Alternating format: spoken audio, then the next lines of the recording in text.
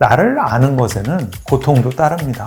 나의 한계도 알게 되고요. 워낙 거대한 자본이 투입되는 산업이다 보니까 머스크에게 또 한 번 시련이 찾아왔습니다. 안녕하십니까? 리더의 태도 저자 문성우입니다. 여러분은 리더라고 부를 수 있는 자격의 기준을 무엇이라고 생각하시나요? 거느리고 일하는 직원의 수, 회사의 규모? 저는 리더라는 자리를 규정하는 절대적으로 계량화된 숫자로 된 기준이 있다고 생각하지는 않습니다. 홀로 일하는 1인 기업의 대표도 목표를 가지고 주도적으로 일한다면 충분히 리더라고 부를 수 있습니다. 즉 자기 자신이든 타인이든 사람을 다독이고 이끌어서 분명한 결과를 만들어가는 사람이라면 모두 리더입니다. 이러한 정의 속에 리더가 갖춰야 할 자질, 바로 그 자질이 숨어 있습니다. 리더는 성과를 사랑해야 합니다. 물론 자칫 결과 중심주의적 관점으로만 보일지 모르겠습니다. 하지만 결과를 지향하지 않는다면 조직은 존재의 의미가 없습니다. 저는 자존을 스스로를 인식하는 태도라고 새롭게 정의합니다. 나를 올바로 인식하여 나의 그릇을 제대로 파악하는 것이 좋은 성과를 내기 위한 시작점이라고 진단했습니다.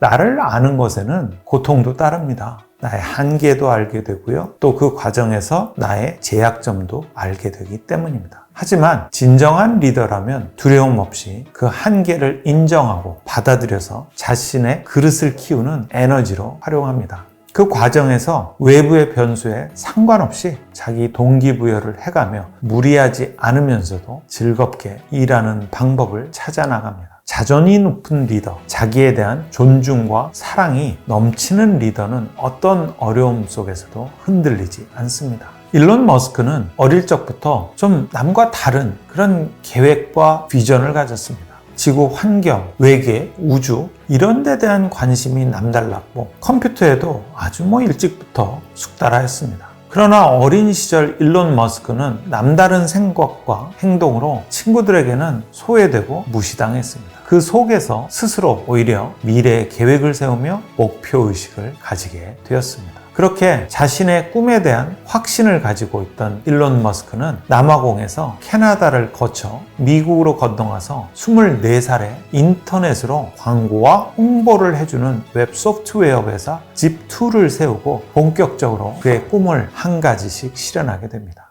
다시 엑스닷컴을 설립하고 또 한 걸음 더 나가서 페이팔을 설립해서 큰 성공을 거둡니다. 일론 머스크의 사업을 단계로 볼 때 여기까지는 아직 자신의 목표를 모두 달성한 것이라기보다는 그냥 수익을 창출해서 미래의 비즈니스를 준비한 것으로 보입니다. 그 과정에서 머스크에게 첫 번째 시련이 다가옵니다. 자신이 생각하는 소명을 실천하고자 했던 머스크와 페이팔의 전문 경영진과는 좀 현실적으로 의견 차이를 보이게 되었습니다. 리더가 사명을 실천하고자 해도 구성원들이 이를 동조하지 않으면, 즉 리더가 가지는 설득력이 아직 약하면 오히려 소명과 현실 사이에서 리더는 자신의 재능을 채 발휘하지 못할 수도 있습니다. 결국 머스크는 페이팔의 경영에서 물러나게 되었습니다. 하지만 페이팔이 이베이에 매각되면서 그때 번 자본으로 머스크는 본격적으로 자신이 오래전부터 계획했던 우주 사업을 시작합니다. 우주 사업은 나사 이런 곳과 같은 정부의 지원 없이는 개인이 생각조차 해볼 수 없는 정말 거대한 산업입니다. 하지만 어릴 적부터 보여준 천부적 재능을 발휘하며 일론 머스크는 민간 로켓 산업에 뛰어들기 시작했습니다. 그 근저에는 머스크가 가진 소명, 즉 환경오염, 자원 부족 등 지구가 가진 한정된 환경에서 늘어나는 인구를 감당하기 위해선 새로운 거주지가 필요하고, 이를 위해서 로켓을 쏘아 올려야겠다는 큰 계획이 있었던 것이죠. 머스크는 스페이스 X라는 회사를 설립해서 민간 로켓 사업을 시작하게 되었습니다. 그러면서 늘 환경을 정화하기 위해 새로운 에너지에 관심이 많았던 머스크는 전기차 제조업체 테슬라 모터스에 투자도 하기 시작했습니다. 사업을 하면서 리더는 늘 수익을 생각해야 합니다.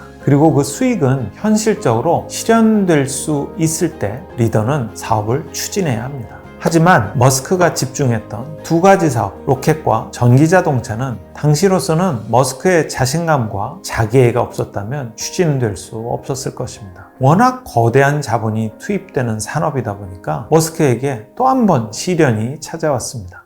스페이스X의 1차 로켓 발사가 실패한 데다가 테슬라 모터스의 경영이 재정적으로 위기에 빠진 것입니다. 머스크는 테슬라 모터스의 채무에 대해서 자기가 개인 재산으로 보증을 섰습니다. 머스크의 집요한 추진과 거대한 사명감이 맞물려서 결국은 로켓 발사도 성공하고 테슬라 모터스도 전기차 회사로서 성공적으로 대중적으로 자기 자동차를 출시했습니다. 머스크는 한 신문과의 인터뷰에서 이렇게 말했습니다.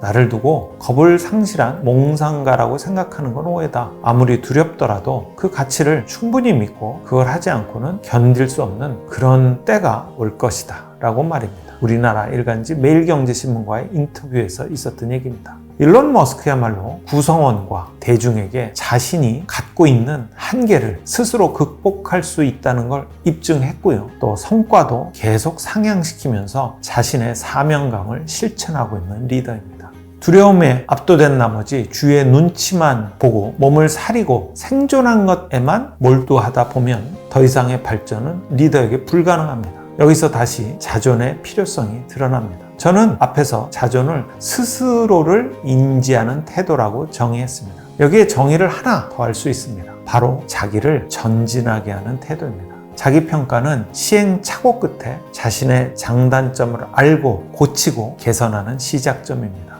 하지만 우리가 끝내 도착해야 하는 지점은 자기평가 그 자체가 아닙니다. 그것을 발판으로 자신이 본래 있던 자리보다 더 발전된 위치에 있어야 합니다. 만일 리더가 자신에게 주어진 보상에 취해서 일과 숨바꼭질을 하고 있다면 리더는 자신은 물론 조직의 성장까지 포기한 셈이죠. 현실을 직시하지 않는 리더가 문제를 해결할 수는 없습니다. 이런 리더는 자존이 없는, 즉 스스로를 인지하지 않고 인정하지 않고 존중하지 않는 리더입니다.